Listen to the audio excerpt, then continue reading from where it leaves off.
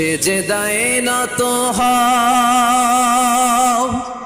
অশ্রু ছাড়ো প্রভুর শরণে হৃদয় গাড়ো, প্রাণ খুলে সব ব্যথা বলো প্রভুকে, বলো প্রভুকে। রাত কি কেটে যাবে ঘুমে অলসে, রাত কি কেটে আসসালামু আলাইকুম যাবে। সবাইকে সকালের শুভেচ্ছা জানিয়ে আমার আজকের ব্লগটি শুরু করছি। আমি আজকে সকালে একটু ভাজি করছি, সকালে নাস্তা রুটি, সেদ্ধ আটার রুটি আর একটু মিক্স সবজি ভাজি। তো সেটার জন্য আমি প্রথমে দিয়ে দিয়েছি কারি পাতা, আর হচ্ছে এক চিমটি দিয়েছি কালো জিরা, এক চিমটি দিয়েছি মৌরি, তারপরে পেঁয়াজ রসুন, এখন একটু লবণ হলুদ দিয়ে ভালো করে ভেজে নিচ্ছে, আর একটু সামান্য আদা দিয়ে দিব, যাতে আমি আজকে পেঁপে আর আলু ভাজি করছি, তো পেঁপেটা যেন তাড়াতাড়ি গুলে যায়, এই জন্য একটু আদা দিয়ে দিয়েছি। দিয়ে এখন সবজিটা দিয়ে দিচ্ছি, দিয়ে নেড়ে ছেড়ে মিক্স করে ঢাকনা দিয়ে দিচ্ছি। তো আজকে আমি আপনাদেরকে দেখাবো আমার গার্ডেনিং পরিচর্যার ভিডিও। কারণ হচ্ছে আমার বারান্দাটা অনেক দিন হয়েছে একটু ডিপ ক্লিনিং করা হয়নি। তো আর যারা একটু গাছ পছন্দ করেন, গাছের যত্ন পছন্দ করেন, তাদের জন্য হয়তো আজকের ভিডিওটি অনেক ভালো লাগবে। তো তার আগ দিয়ে আমি একটু এটা শেয়ার করি। এই যে আমি যে পানির একটা জার কিনেছি, তো এইটা আসলে আমার ইউজই করা হয় না, কারণ আমার পানির ফিল্টার থেকে সরাসরি ছেলেরা ওইভাবেই খায়, আর ছোটো বোতলে পানির বোতলে ফ্রিজে রেখে দিতে হয়, যার কারণে এটা ইউজ হয় না। তো ভাবলাম আপনাদের কারো যদি এটা পছন্দ হয় আমার কাছ থেকে নিতে পারেন, না আমি কম দামে দিয়ে দিব, কারণ আমার ইউজ হয় না, এটা পড়ে আছে। এমনি সবই ভালো, কোনো অংশে কোনোটাই এটার খারাপ কিছু নেই, জাস্ট আমার ইউজ হয় না, সেই কারণে আমি ভাবতেছি আর কি এটা কারো হয়তো শখটা পূরণ হবে। তো এটার হাইটটা আমি একটু দেখিয়ে দিচ্ছি, এটা 22 ইঞ্চি হাইট লম্বায় আর কি। আর গোলে তো আসলে অনেকটাই প্রায় 4 লিটার 5 লিটার পানি ধরে আর কি, জুস জারই বলে। তো আমরা পানি জুস যেটাই রাখি খুব সুন্দর টেবিলে রেখে দিলে। তো আশা করি যাদের পছন্দ হয়, আমি আমার ফোন নাম্বারটা দিয়ে দিচ্ছি, আপনারা যোগাযোগ করতে পারেন। তো এই যে আমি বারান্দায় চলে এসেছি, আমার বারান্দাটা এরকম হয়ে এখন আছে। একটু ভাবতেছি ডিপ ক্লিনিং করেই, একটু পাতা টাতা পড়ে আছে আর গাছগুলো একটু পরিষ্কার করা দরকার নেড়ে চেড়ে আর কি। তো সেজন্যই আমি আজকে এই প্রজেক্টে কাজ করছি, শেষ পর্যন্ত দেখলে ভালো লাগবে। আর আমি আজকে এই গাছ যেহেতু যত্ন করছি, ভাবতেছি আর একটু ছোট্ট একটা গার্ডেনিং করি। তো সেই গার্ডেনিংটা কোথায় করছি, কিভাবে করছি আর কেমন হয়েছে আপনারা দেখে তারপরে আমাকে আপনাদের মতামত জানাবেন, এইটার অনুরোধ জানাচ্ছি শেষ পর্যন্ত দেখার আর কি। এখন আমি যে টেবিলটা আমাদের বারান্দায় হলুদ কালারের আছে, সেটা রুমে নিয়ে আসতেছি। সব কিছু আসলে ঘরে নিয়ে যাচ্ছি, কারণ আমি এই কার্পেটটা পুরোটাই উঠিয়ে ভালো করে ক্লিন করে একদম সুন্দর করে গাছগুলি আর একটু অর্গানাইজ করব। কিভাবে করছি, আমি আমার বারান্দাটা পুরোটাই ওলট পালট করে ফেলতেছি আর কি। তো সকালবেলা নাস্তা রেডি করে রেখে এখন এই কাজটা শুরু করলাম। ভাজিটা হয়ে গিয়েছে, রুটিগুলো সেকা হয়ে ওগুলি জায়গায় রেখে দিয়েছি আর কি। আসলে সকালবেলা যদি আমরা কোনো অতিরিক্ত কাজ করব চিন্তা করি, সকাল সকাল করে ফেললেই কাজ শেষ হয়ে যায়। আর সকালবেলা ছেলেরা এখনও ঘুমাচ্ছে, যার কারণে বেশি একটা আমার ঝামেলা নেই, আমি এই জন্য এই কাজটা শুরু করলাম। তো আস্তে আস্তে সব টবগুলি গাছগুলি আমি আমার রুমে নিয়ে যাচ্ছি, একটু জায়গা মতো রেখে দিচ্ছি, রেখে তো কার্পেটটা উঠিয়ে ফেলবো। কার্পেটের নিচে আসলে ইয়ে থাকে, কার্পেটের নিচে কালো একটা মানে প্রলেপ থাকে, সেটা থেকে একটু গুঁড়ি পড়ে নতুন অবস্থায় আর কি। তো এগুলো ঝাড়া দিয়ে ফেলে আমি আবার বিছিয়ে দিব। আর যেহেতু বৃষ্টি এবং বাতাস আছে, তো একটু ক্লিন করে রাখলে পরিষ্কার থাকবে এটা আর কি। আকাশের অবস্থা তো একদমই খারাপ, আমরা যারা ঢাকায় আছি তারা তো জানি আকাশটা খুব রাগ হয়ে আছে, একদম গাল ফুলিয়ে কালো মেঘ হয়ে আছে আর কি। তো আজকে অনেক বাতাস, যার কারণে ঠান্ডা ঠান্ডা পরিবেশে এই কাজটা করতে ভালোই লাগতেছে। কারণ গরম যখন থাকে বারান্দায় কিন্তু গরম লাগে, তখন কাজ করতে ইচ্ছে করে না। তো আমি এই যে ছোটো পাটটা উঠিয়ে নিয়েছি, এখন বড় পাটটা উঠাবো আর কি কার্পেটের। তো অনেক ময়লা দেখতে পাচ্ছেন, আসলে একটু পরিষ্কার পরিচ্ছন্ন করে ফেললে খুব সুন্দর হয়ে যায়। তো উঠিয়ে নিয়েছি, এই যে অনেক ময়লা, এগুলি এখন ঝাড়ু দিয়ে উঠিয়ে তারপরে মুছে নেব আর কি। এই যে কালো কালো গুঁড়িগুলো কিন্তু কার্পেট থেকে পড়েছে। তো ঘর এখন বাগান হয়ে গিয়েছে। এই যে তো আমার কাজের যে ঘর মুছে সে এসেছে, ওকে দিয়ে এখন ঝাড়ু দিয়ে মুছিয়ে নিচ্ছি।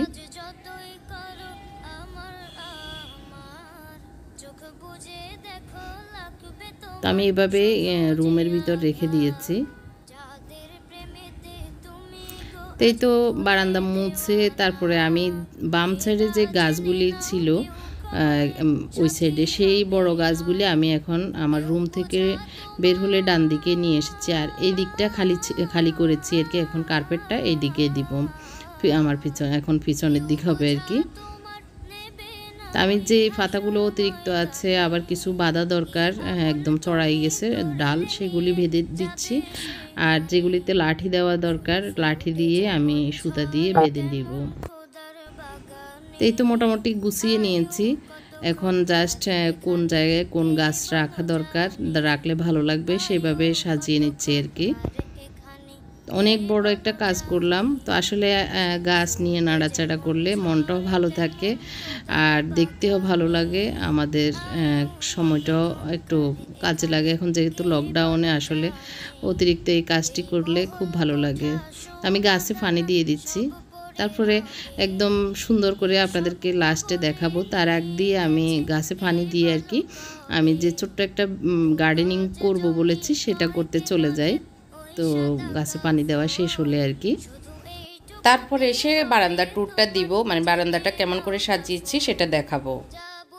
তো আজকে যারা আমার চ্যানেলে নতুন এসেছেন, আমার চ্যানেলটি এখনও সাবস্ক্রাইব করেননি, আজকে গাছ যারা পছন্দ করেন তো তারা অবশ্যই আমার চ্যানেলটি সাবস্ক্রাইব করবেন এবং পাশে থাকা ছোট্ট বেল বাটনটিও চাপ দিবেন, যাতে করে আমি যে নিয়মিত ব্লগ দিই সেগুলির নোটিফিকেশন আপনার কাছে চলে যায়।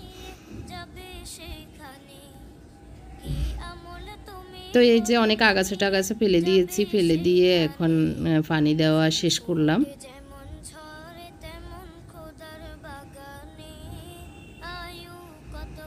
এখানে ছোট ছোট কিউটের ডিব্বাগুলিতেও একটু দিয়ে দিচ্ছি।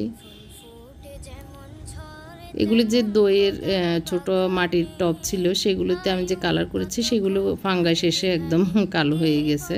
তো এটা হচ্ছে আমার ডাইনিং টেবিলের একটা মাথা, মানে একটা সাইড আর কি। এই সাইডে আমরা যেহেতু 5 জন, 5টা চেয়ারই দরকার হয়। এই সাইডটায় কেউ বসে না, এই সাইডটা সবসময় খালি থাকে। তো আমি ভাবলাম যে একটু গড়ে একটু ছোট্ট একটা গার্ডেনিং করি ডাইনিং টেবিলের উপরে। তো যেগুলি ইনডোর প্লান্ট, তো সেগুলি আমি এখন বাসায় নিয়ে আসতেছি আস্তে আস্তে, মানে আলাদা করে রেখেছি। এখন ডাইনিং টেবিলে এগুলিকে সুন্দর করে সাজিয়ে দিচ্ছি, আর একটু যেগুলিতে মরা পাতা টাতা আছে সেগুলো ক্লিন করে নিব।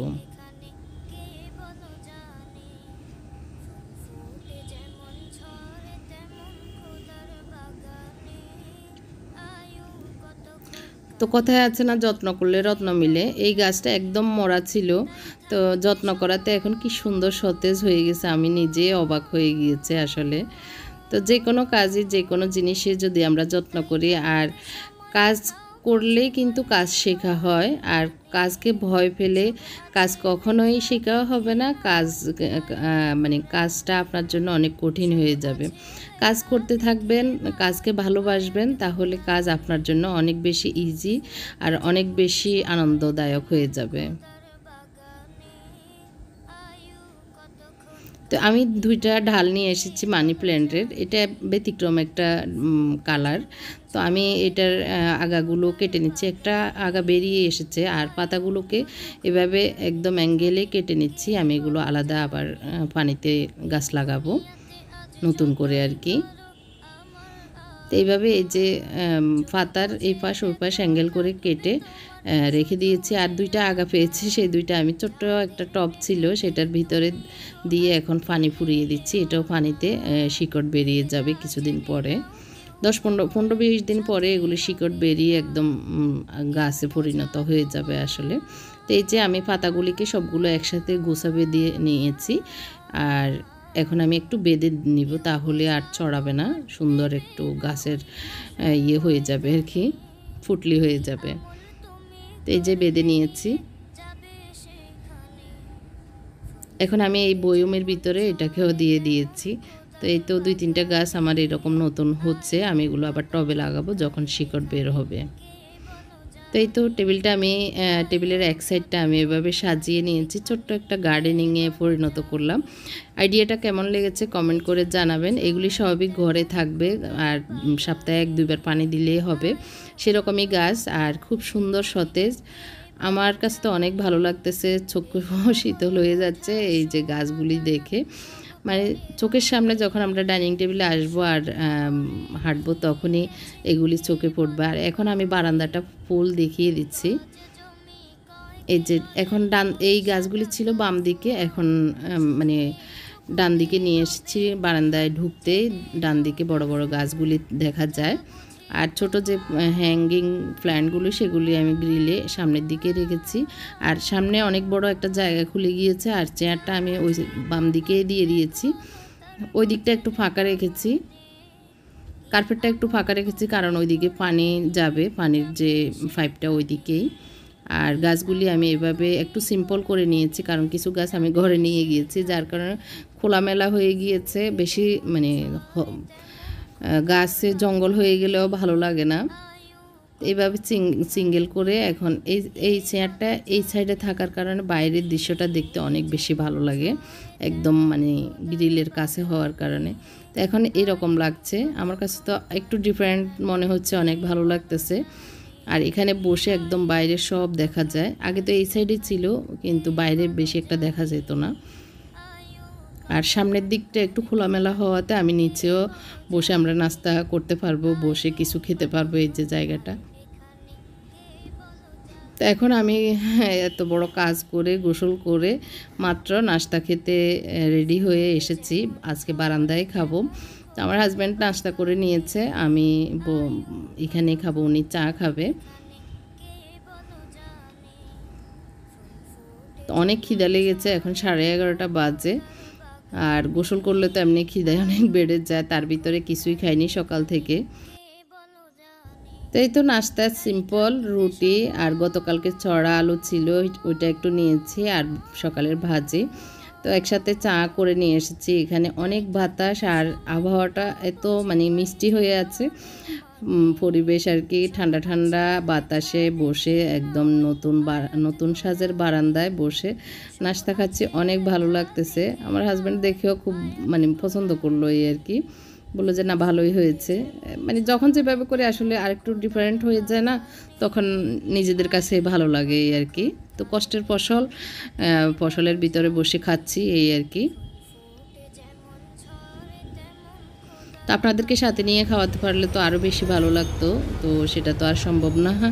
করোনায় আমাদেরকে এমন বেশি ঘরবন্দি করেছে, সবাই বন্দি খাঁচায়, যে যার মতো করে কাটাচ্ছি দিন, আল্লাহ নিয়ে যাচ্ছে সবার দিন। যাই হোক, এই যে চাটা খেয়ে নিচ্ছি। আর আমার আজকের ব্লগটি আর বেশি লং করব না, আজকে পায়া রান্না করব, সেটার রেসিপি সহ আগামী দিন দেখাবো। আজকের মতো এখানেই বিদায় নিচ্ছি। সবাইকে আল্লাহ ভালো রাখুক এই দোয়া করছি, আমার জন্য দোয়া করবেন। আল্লাহ হাফেজ, আসসালামু আলাইকুম।